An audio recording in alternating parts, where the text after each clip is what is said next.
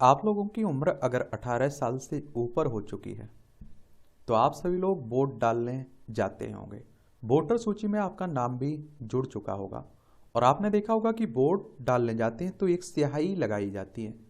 और इस स्याही का क्या इतिहास है, इसकी क्या कहानी है, कहाँ बनती है, कब पहली बार उपयोग में हुई थी, इन सब पर हम लोग आज की इस क्लास में बात कर लेते हैं और इसके बारे में जान लेते हैं।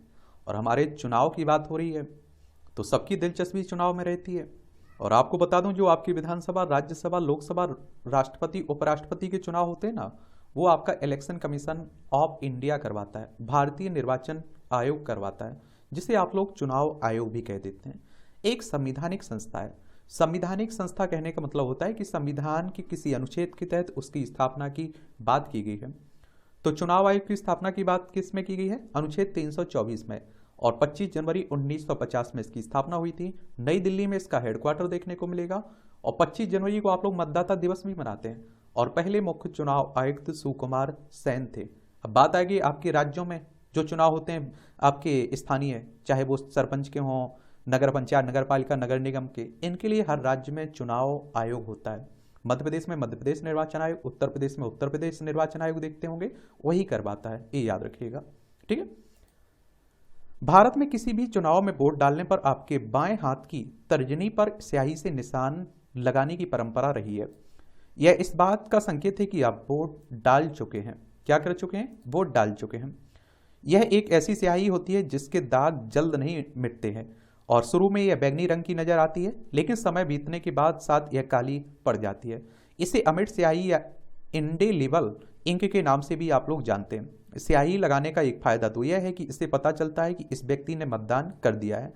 और दूसरा अगर हम लोग फायदा देखें तो वो ये है कि व्यक्ति दोबारा वोट नहीं डाल सकता। पहले आप देखते थे कि इस तरह के फर्जीवाड़े होते थे, एक व्यक्ति कई वोट डाल देते था।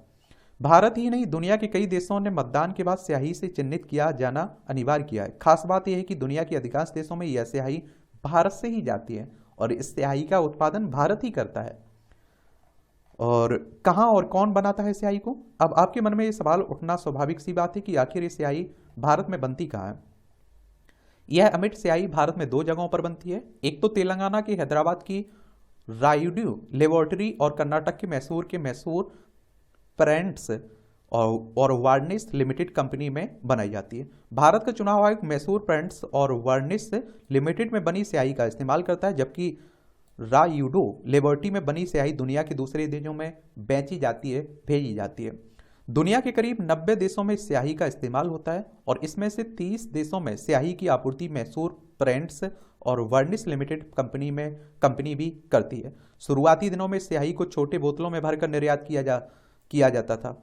और रायुडू लेबोरेटरी के सीईओ शशांक रायुडू के मुताबिक आधुनिकतम तकनीकों के चलते 2014 के बाद से इस अमिट स्याही से बने मार्कर का निर्यात भी किया जा रहा है। इस स्याही का इस्तेमाल पल्स पोलियो प्रोग्राम में भी होता है। जिन बच्चों को टीका लग जाता है उन्हें टीके लगाने का चिन्ह भी इसी स्याही से लगाया जाता है। ये भी आप लोगों ने देखा होगा। कैसे काम करती है स्याही? चुनाव के दौरान बैंगनी रंग की स्याही को बाएं हाथ की तर्जनी पर लगाया जाता है और चुनावी स्याही में 10 से 18% मात्रा में सिल्वर नाइट्रेट केमिकल की होती है। जबकि चुनावी अधिकारी इसे उंगली पर लगाता है तो यह हमारे शरीर में मौजूद नमक के साथ प्रतिक्रिया करके सिल्वर क्लोराइड बनाता है। और चूंकि सिल्वर क्लोराइड पानी में घुलता नहीं है तो यह हमारी त्वचा से जोड़ा रह जाता है। उंगली पर आप देखते लगने के सेकंड भर बाद ही यह अपना निशान बना लेता है और 40 सेकंड में पूरी तरह सूख भी जाता है। खास बात यह है कि पानी के संपर्क में आने के बाद इसका रंग काला हो जाता है। आप चाहे जितना भी साबुन, पाउडर या तेल रगड़ लें, ये छूटेगा नहीं। इसका निशान कम से कम 72 घंटे तक त्वचा से मिटाया नहीं जा सकता है। और डबल वोट ना डाल सके कोई, एक से ज्यादा वोट ना डाल सके, इसलिए आप देखते हैं कि इसका उपयोग होता है। कब से इसका इस्तेमाल हो रहा है? भारतीय चुनाव आयोग हर चुनाव के दौरान लाखों बोतल स्याही के ऑर्डर देता है। चुनाव आयोग के मुताबिक 2014 के आम चुनाव के दौरान 21 लाख बोतल स्याही का ऑर्डर दिया गया था। 2019 के आम चुनाव में बढ़कर 26 लाख तक पहुंच गया। इसका इस्तेमाल 1960 के दशक से हो रहा है। 1960 के दशक से, याद रखिएगा। और कहाँ लगाई जाती है स्याही? चुनाव आयोग की ओर से मार्च 2015 में जारी हुई एक आदेश के मुताबिक स्याही बाएं हाथ की तर्जनी उंगली के नाखून की आखिरी सिरे से प्रथम जोड़ के नीचे तक ब्रश से लगाई जाती है। और जिस ब्रश से यह स्याही लगाई जाती है उसका निर्माण भी Mysore paints and varnish limited ही करता है।